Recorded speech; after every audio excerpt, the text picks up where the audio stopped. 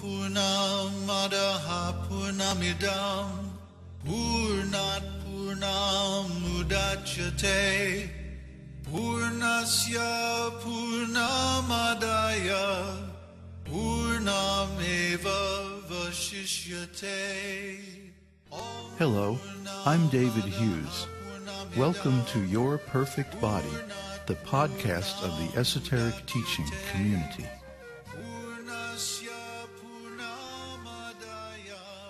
Today's selection is Śrī Īśopaniṣad Mantra 5. Tad ejati, tad naijati, tad dūre, tad antike, tad antarasya sarvasya, tadu sarvasyāsya bāhyataḥ. Synonyms. Tat, this Supreme Lord. Ejati, walks. Tat, he. Na, not. Ejati, walks. Tat, he. Dūre, far away. Tat, he. Also. Antike, very near. Tat, he. Antar, within. Asya, of this. Sarvasya, of all. Tat, he. Also. Sarvasya, of all. Asya, of this. Bhagavatam, external to. Translation. The Supreme Lord walks and does not walk. He is far away, but he is very near as well. He is within everything, and yet he is outside of everything. Purport. The Supreme Lord's transcendental activities always seem paradoxical when viewed with mundane vision.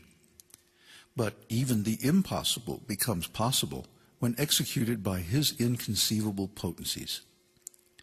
The apparent contradictions in this verse are only artifacts of our limited materialistic system of representation, language, and logic. They do not and cannot prove any contradictions in the inconceivable potencies of the Lord, who is all perfect by nature. He walks and he does not walk is a coded expression meant for those who know the transcendental pastimes of the Lord. It is a message from Srila Vyasadeva, the compiler of the Vedas, to remind us that in some pastimes he appears like an ordinary human being, walking from place to place. In others, he suddenly appears out of nowhere. Accordingly, we will narrate some of these pastimes later on. We cannot accommodate the paradoxical nature of multidimensional spiritual reality with the limited tools of Western Aristotelian logic. If we try to do this, we will see the Lord in terms of our own limited conception of reality. This inevitably results in trying to reason about spiritual objects with material logic, leading to erroneous conclusions. Most modern philosophers assume that the Lord's impersonal feature of unlimited existence and pure consciousness is the supreme, and reject his personal form and activities. But the esoteric teaching is built on the perfect conception of the Lord. Therefore, we accept the inconceivable and paradoxical nature of his potencies. We can understand that supreme means that he is the complete whole, both personal and impersonal. The supreme personality of Godhead means inconceivable omnipresence, omnipotence, and omniscience. Many people of ordinary intelligence take it for granted that because we cannot see the Lord, he has no personal existence.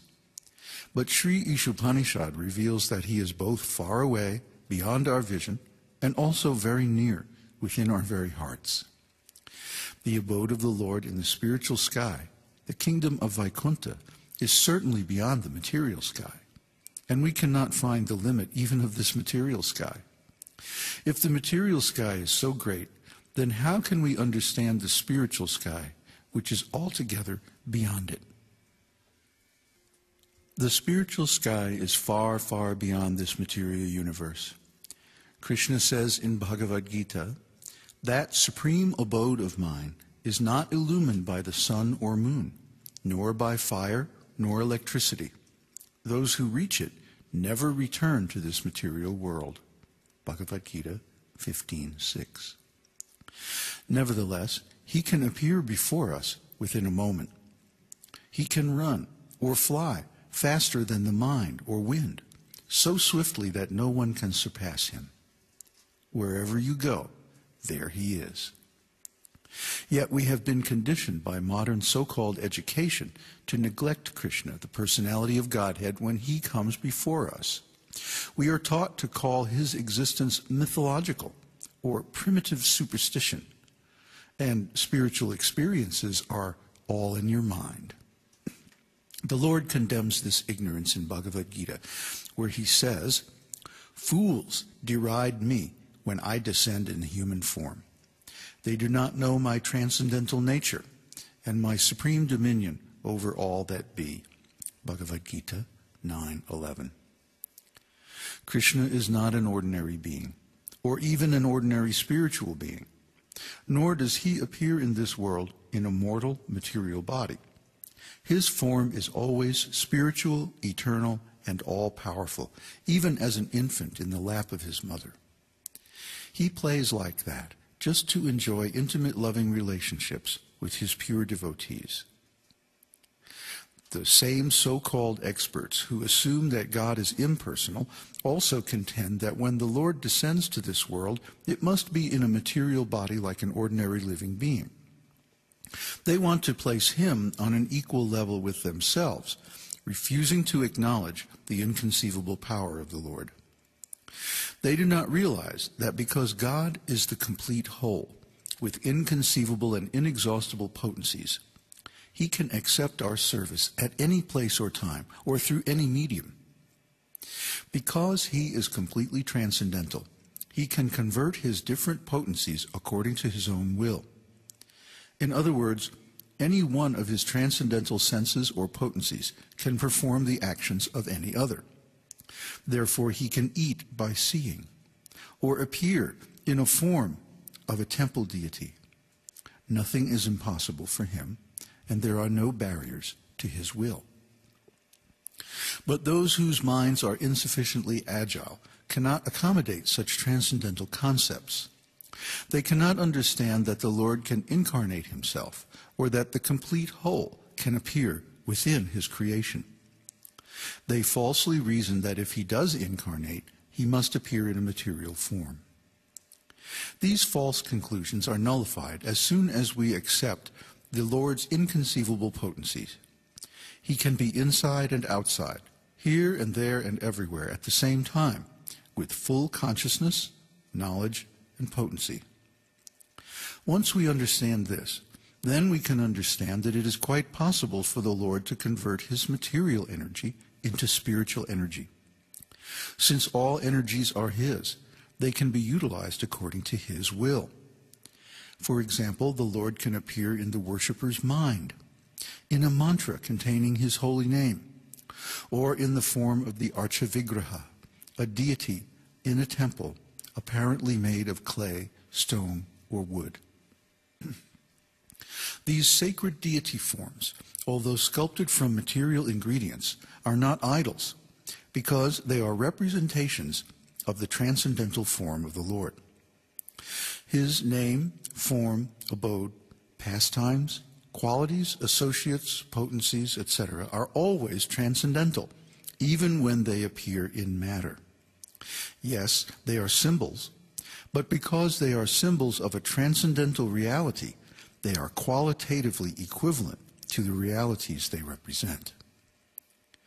We can recognize the Supreme Lord in his deity form, or in the vibration of his holy names, when our natural spiritual intelligence is cleansed from the covering of material existence by associating with and hearing from the great souls, the self-realized devotees.